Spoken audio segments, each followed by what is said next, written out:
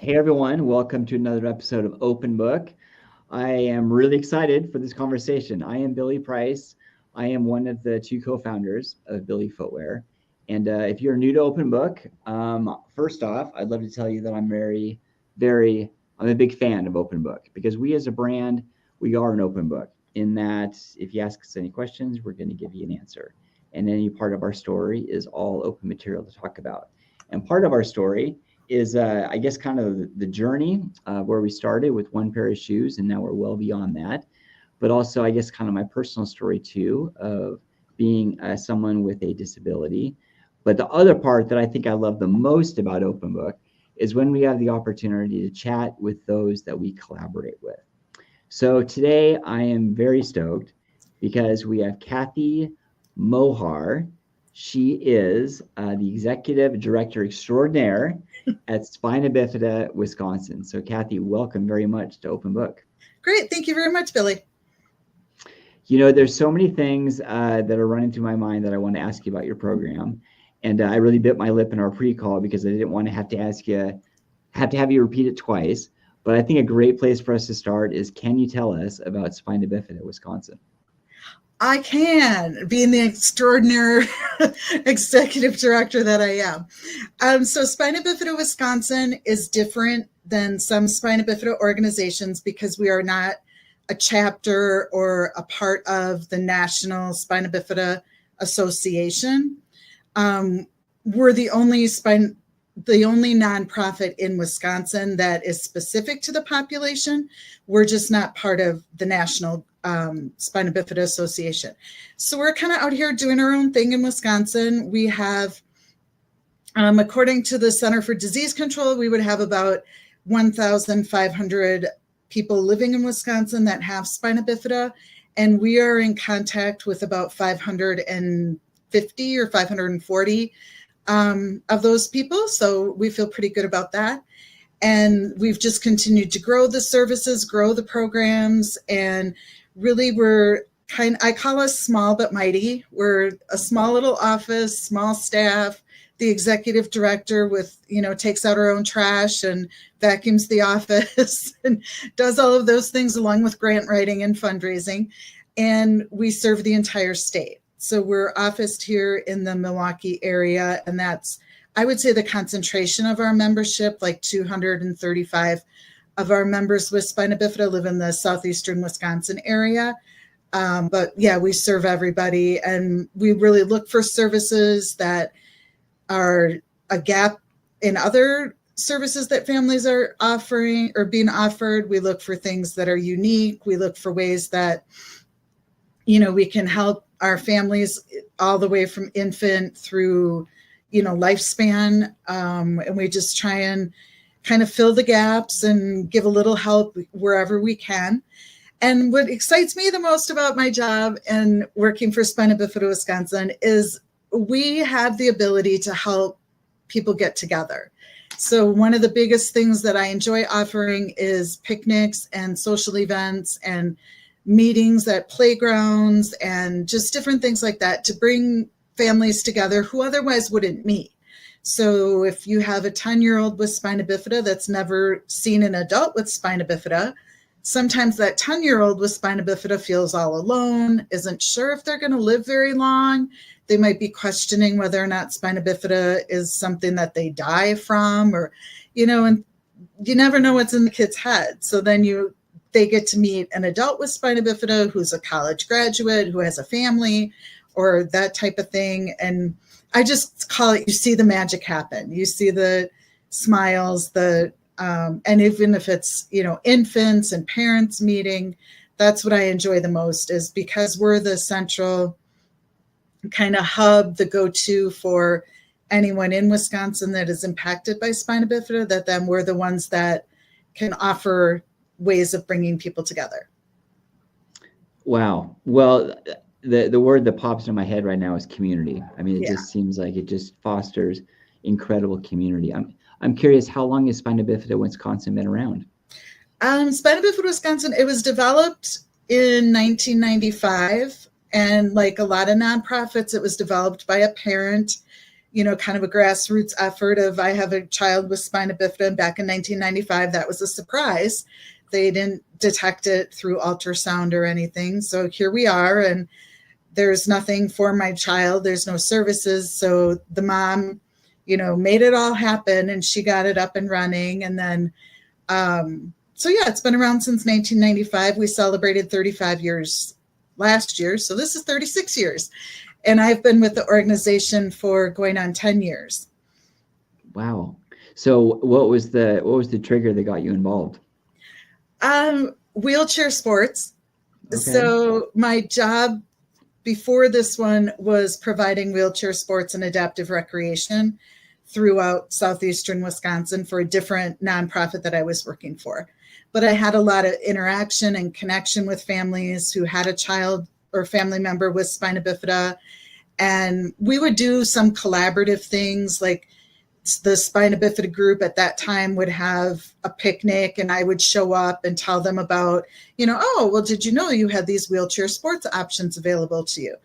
So I kind of started getting older and wiser and wondering why I'm hauling equipment all over the state of Wisconsin, and wanted something different. So I actually went into the route of doing massage therapy, which is also my other job, is I'm a licensed massage therapist. But at the same time, the current director at the time was resigning. And so they called me and they're like, so what are you actually doing with all this free time now that you're not doing wheelchair sports? And so, yeah, that was the kind of the pull. Was I already knew some of the families. I knew, the population. I knew there was a connection. There was a way of networking. There was kind of they were looking for the connect, because the prior two executive directors had disconnect with the population. And so, and you could see that, like, the amount of financial assistance we were giving away was declining. We had more revenue that we didn't need, if you have revenue, you should get rid of it. If you're a nonprofit, that's the whole point of it. So the growth that we've seen in the last 9 years has been I'm really proud of it, because even today, like, 2 new families contacted us through our website, and they're people in Madison, and they're looking for assistance because their infants need therapies that other places aren't paying for. And so we can give them a little bit, and that's how it works. Wow. I'm curious, like, the revenue. So how does the revenue come in? And actually, before you answer that question, let me put the website up, because you mentioned the website earlier. Yeah. So those that are looking in or listening in, the website, it's up on screen right now. It's SBWIS.org. So I'm curious, so how does the revenue come in? We are funded primarily by donations. So fundraisers, sometimes it's a family that offers a golf outing, and then, we're the benefactor of the golf outing. Families that they kind of rally around our Sprint for Spina Bifida in August every year, and that becomes their family reunion, and aunts and uncles and cousins, and are walking virtually. They're participating. And then it's like right now we're doing our campaign for annual donations, and we have people on our mailing list that are very generous, and even $25 generous is meaningful to us. Doesn't have to be anything big or, super impactful. So primarily private donations. I do grant writing. So sometimes that's, we're excited to be able to offer a new specific program related to a grant that I received. And we only offer the services we can afford to offer for an entire year. So we're looking at like next year, we're funded actually for a footwear fund by the Dr. Scholl's Foundation. Mm-hmm. And so now we can provide a $75 reimbursement for people that purchase Billy footwear or socks for their AFO braces, or, whatever their family member needs. And then they're able to submit the receipt, or, I see the purchase on our little dashboard from Billy's, and then we're able to do the reimbursement for that. So that's a huge gift for our families. And yeah, so that's how we're funded. Wow, awesome. So, you know, the part that you were talking about earlier as well, I mean, yes, the funding to be able to have all the programs, but those programs, what you were touching on was you used the word networking, and then I also used the word like community.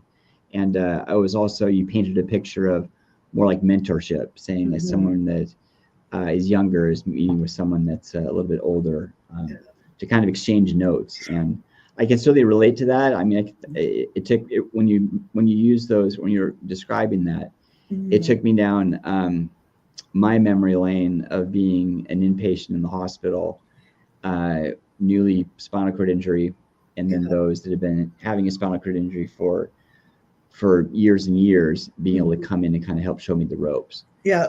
And it's so vitally important, because not only is it showing like the functional ropes, but it's also like the mental mindset. Yeah. And you're also touching on just like families. I mean, just the families you just talked about, like just reaching out, just looking for services. But I would imagine too that within those conversations, or when they're reaching out, it's just they need a shoulder, they need some ears to hear, and a shoulder potentially to cry on, and just let them know they're not alone. Yeah, and that's the kind of emphasis that I try and put on things. When I host an event, I have a poster of little hearts, and there's 530 hearts on the poster.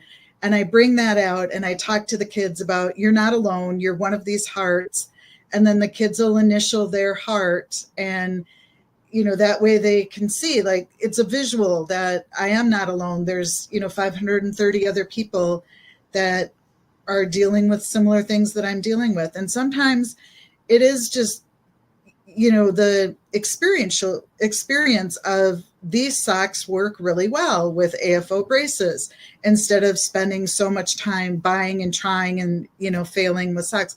Or shoes, we're looking for footwear that fits over AFO braces, that isn't going to slide off the heel, and all of those things. So then families that use Billy footwear, and they're able to say, hey, this works really well for our kiddos. Or we do posts sharing information about things that work well. And that way people are, just feeling not alone, feeling the support of a community around Wisconsin.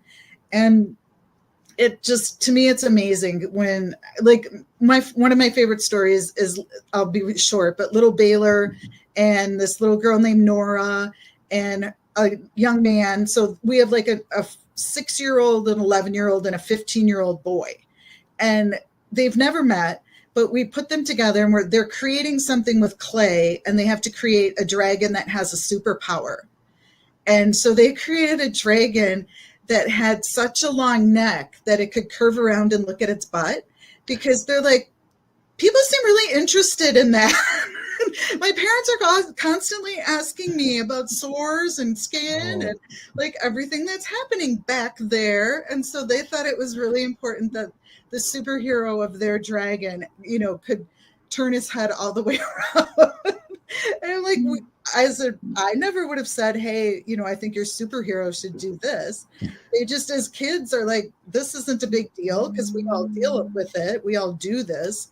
This is common in our households. And, it's kind of weird, but let's talk about that for a moment. And so just, think, and again, like, you couldn't plan that. It's just the organic way that people getting together that have something in common, that want to build community, want to meet other people, and that's why we're here, so we can help that happen. Yeah, that story, I don't think you can get any more authentic than that one. That's right. Amazing. Right. Yeah, kids will say anything. And so, we're watching them molding with this clay, and coming, and they're whispering and giggling, and as the adults in the room, and I'm talking with the parents about, here's the services we have, and we're kind of listening. And all of a sudden this, I'm thinking the dragon's going to fly. It's going to change colors. And like, no, it just needs to see its butt. Well, I can't wait to share that one. That's totally fantastic, isn't that? I love that. Well, I know that getting connected with everyone within Wisconsin, is vitally important. And So as you look forward, Mhm. down the timeline of the nonprofit, like what do you see? Like what are some of the goals? Some of the goals are just continuing outreach, continuing to try and build awareness because, people need to see specialty physicians and those physicians have turnover. We're not always able to find, it's not like the baby comes out and poof, all about us, So we still find people that are 39 years old that have lived in Wisconsin all of their lives and haven't been connected with our services.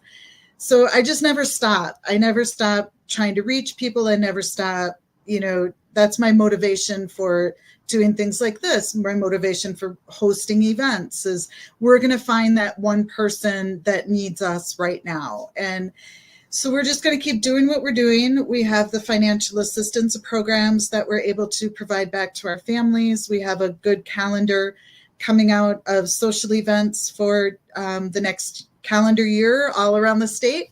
So hopefully people will, take advantage of those types of things. And some people we really only get, contact with once a year when they need something or whatever, but whatever it is, we're here for what they need. And we're always trying to learn more about what services the families would benefit from, and footwear comes up. So we're happy that we can provide a discount for Billy's shoes and provide just resources that they exist and, keep people aware of what their options are. Instead of people struggle a lot with footwear for kids. And, if they're a wheelchair user, but sometimes they're ambulatory, it's kind of a different shoe that they might need. And they're like, I need one that works for both. And so, yeah, we have a lot of people that celebrate when they find your footwear and they, love telling about it. So we love providing it and providing discounts and things like that. And then that's it. Well, I mean, I can definitely relate to that unlock of being able to put your shoes on independently and, not only independently, but quickly and safely. Yeah. And it really is a game changer. It really turns into something that's more than just a shoe. It allows you to get out of the house. I mean, to do whatever you need to do. Yeah. And some of our newer families that sometimes get, a little bit discouraged about maybe the disability of their child. And we try and talk to them about it's a toolbox. Like it's a toolbox of you might need a walker in your toolbox. You might need a wheelchair. You might need these adaptive shoes. All of these things are in your toolbox so that if and when your child needs something like that, you can have it available to you. And as your child changes and grows, and even as adulthood, like, okay, as you age, it's harder to reach your feet, no matter if you have a disability or not. So, it's just being able to have that kind of toolbox available for people. Well, that's a beautiful image. I mean, because it really is. I mean, it's just this. I think I sometimes use the term bag of tricks. I mean, just somewhere in there that. You've kind of learned either from through experience or someone paid it forward to you that you just kind of tucked away for when you need it. Right. Exactly. Well, let me bring the website and I'll introduce Facebook as well. So, everyone else, those who are listening, check out the website. So it's SBWIS.org for Spina Bifida Wisconsin. And then on Facebook is very similar. The handle is at SBWIS, and you'll see lots and lots of goodies of activities and whatnot that are coming on and or coming up, and ways to participate. So Kathy, I want to be respectful of your time. I mean, this is really, really cool. I think we covered a lot of ground. Is there anything else that you want to add before we sign off? I would add that if you know of somebody that lives in Wisconsin that has spina bifida, please don't assume that they know about our services, and put the word out there that, we're here and that they can contact us through the website. And then also just follow us on Facebook and see all the fun things that we're doing. You'll see the faces of the people that benefit from programs and from donations. And I think the smiling faces and their little stories are what, keep me motivated and going, and help people feel connected and just kind of get to know Spina Bifida Wisconsin. So I guess I have one follow-up question, because there'll be a lot of viewers and listeners that are not in the Wisconsin area, but they're looking for similar services, what would be the best way for those families to get connected to somebody? To get connected to somebody in your own state, I would suggest going to the National Spina Bifida Association website. They have chapters by state, and we're listed there, but we're not a chapter. So they do put things on there that aren't necessarily like directly affiliated with them, because they realize that they just want people to get connected. So I would definitely say the local Spina Bifida or the National Spina Bifida Association can connect you locally. And then also there's independent living centers around the country, and independent living centers have one service that's magical. It's called information and referral. And what they do is they provide information and refer you out to other resources in the community. So finding your local independent living center. Okay, perfect. Yeah. Wow, that's vital information. So thank you. You bet. So again, Kathy, thank you for your time. This is awesome. I definitely learned a lot. Everyone else out there, this was another episode of Open Book. I hope you enjoyed it. I certainly did. And we'll have another Open Book again real soon. So until then, take care.